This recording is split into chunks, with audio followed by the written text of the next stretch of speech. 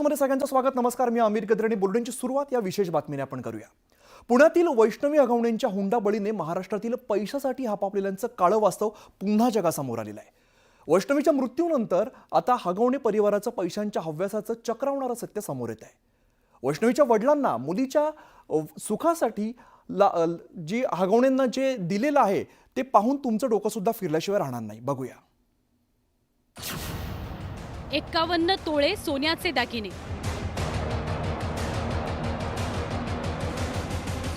7.5 kilo वजनाची चांदीची भांडी,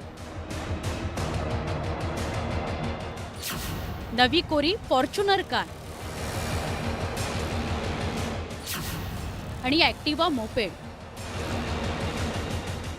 इतकं सगळं ज्यांनी एका मुलीच्या बापाकडून लग्नात ओरबाडलं त्यांना तुम्ही काय म्हणाल? याला लग्न म्हणायचं की सौदा, हा सवाल आपल्या सगळ्यांच्या मनात आल्याशिवाय राहत नाही. बरं, इतकं सगळं देऊनही वैष्णवीचे वडील अनिल कसपटे आणि आई स्वाती कसपटे यांना मिळालं काय? तर हे अश्रू. लाडकी बहीण म्हणता, मग माझ्या लाडक्या बहिणीला न्याय द्या, तुमच्या लाडक्या बहिणीला न्याय द्या, माझी एवढीच विनंती. मुलीच्या आनंदाकरता त्यांनी वैष्णवीचा प्रेमविवाह सुद्धा मोठ्या थाटामाटात करून दिला.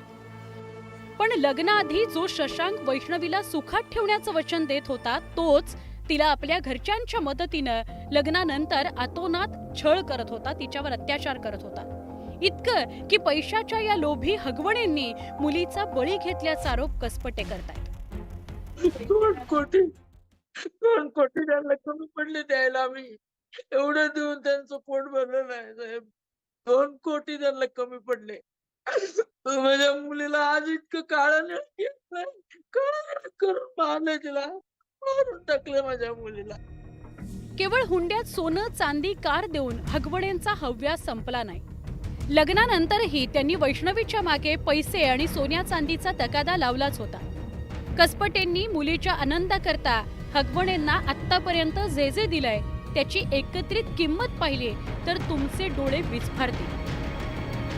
कसपटेंनी लग्नात दिलेल्या 51 तोळे सोन्याचा दर किंवा किंमत 51 लाख रुपये पकडूया. 7.5 किलो चांदीची किंमत 8 लाखांपर्यंत जाते. फॉर्च्युनर कारची किंमत 50 लाखाच्या आसपास. लाख रुपये किंमत असलेली ॲक्टिवा मोपेड. सनीज वर्ल्डमध्ये केलेल्या भव्य विवाह सोहळ्याचा खर्च अंदाजे 1 कोटींच्या घरात. लग्नानंतर कसपटेंनी हगवणेंच्या ऑफिसचं इंटिरियर करून दिलं, ज्यासाठी 20 लाख रुपये खर्च आला. वैष्णवीच्या सासूला गौरी गणपतीला 70 ते 75 हजार रुपये खर्चून चांदीच्या गौरी दिल्या. जावयाला अधिक मासात 1 तोळ्याची अंगठी केली, ज्याची किंमत लाख रुपये. जावयाच्या मागणीनंतर 1.5 लाख रुपये किमतीचा मोबाईल घेऊन दिला.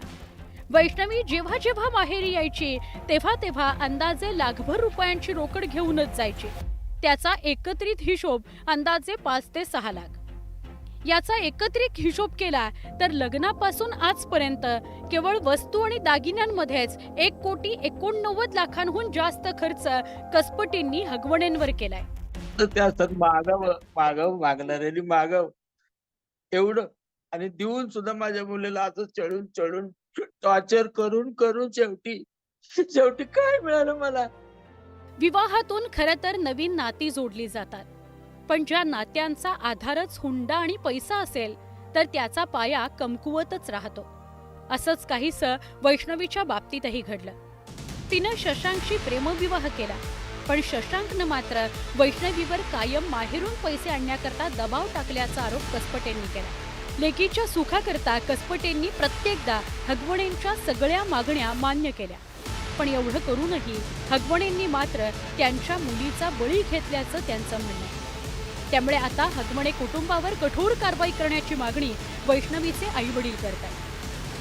पिंपरी चिंचवडहून गोविंद वाकडेसह शरद जाधव, न्यूज 18 लोकमत, मुंबई.